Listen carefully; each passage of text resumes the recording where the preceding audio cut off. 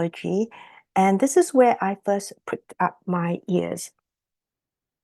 Lipoproteins are on our cell membrane. Every cell membrane in your body is phospholipids. And what nobody seems to know is most of your phospholipids are made in the liver or they're made in the small intestine. Phospholipids. And what is the surface of every lipoprotein? Phospholipids. Where do the phospholipids come out of?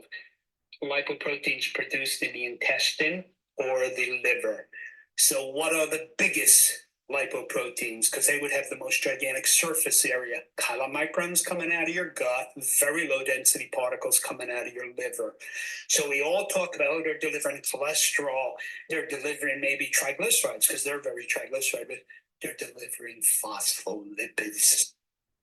Okay, so this was a bit of a surprise for me, and I was a little taken aback because I really had not known that most of the phospholipids are made in the liver or in the small intestines, and that, lipoproteins were primarily for delivering phospholipids. And, he says this quite clearly in the interview. So this is an article from the Journal of Lipid Research 2009, and it looks at phospholipid synthesis, and it turns out this happens in the endoplasmic reticulum of cells. It says bulk membrane lipid biogenesis in primary cells largely occurs in the endomembrane, which includes the ER and the Golgi. And then here, are the different steps involved in phospholipid synthesis. Here's another paper from 2014, phospholipid synthesis and transport in mammalian cells. And it says in there that all nucleated mammalian cells make phosphatidylcholine via the CDP choline pathway, also known as the Kennedy pathway. And this is what I had learned, and this is what I had been thinking all this time, that it wasn't specific cells in the body that made phospholipids. It's really most mammalian cells. Here's another study from Molecular Biology of the Cell, 2002. Phosphatidylcholine is synthesized almost exclusively through the CDP choline pathway in essentially all mammalian cells. And then as to this part where he talks about the lipoproteins delivering phospholipids and not delivering cholesterol, a little bit of triglycerides, but they're really delivering phospholipids is his point. And then he goes on to say they jump on a protein here. So let's listen to that bit. Decrease in diameter of the lipoprotein is occurring, or they jump on a protein that evolution has given us called phospholipid transfer protein, which then takes all those phospholipids and brings them to cells that say, hey, I need phospholipids. Okay, so I thought maybe we should look at the phospholipid transfer protein. And it turns out that besides phospholipids, phospholipid transfer protein efficiently transfers diacylglycerol, alpha tocopherol, which is vitamin E, cerebroside, and lipopolysaccharides.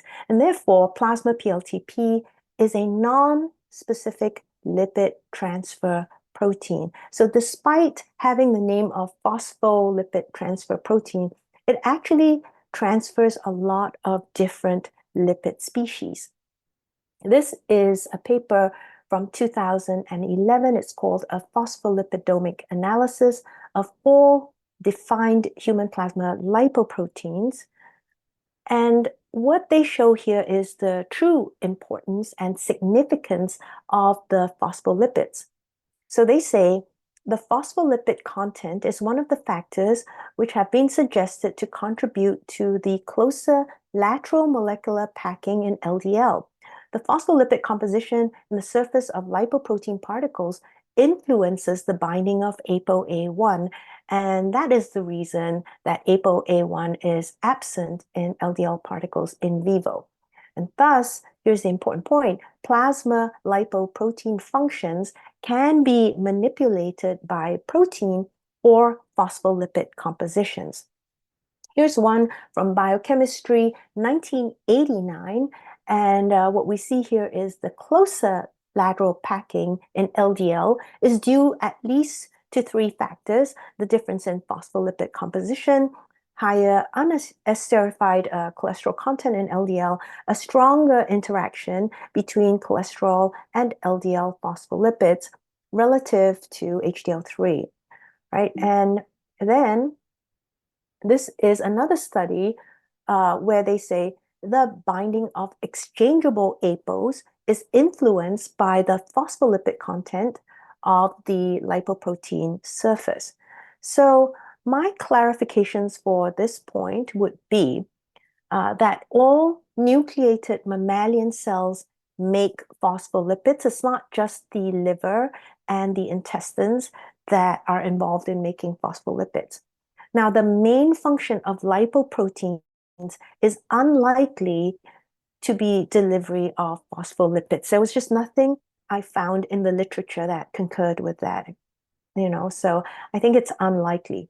Instead, what we should focus on is that the phospholipid content determines the structure and binding of apoproteins to the lipoproteins, thereby influencing the function of particular lipoproteins. So those phospholipids are indeed really important, but it's not that the lipoproteins are delivering them necessarily to cells. The phospholipids themselves, their particular composition will influence packing and structure and association with other proteins.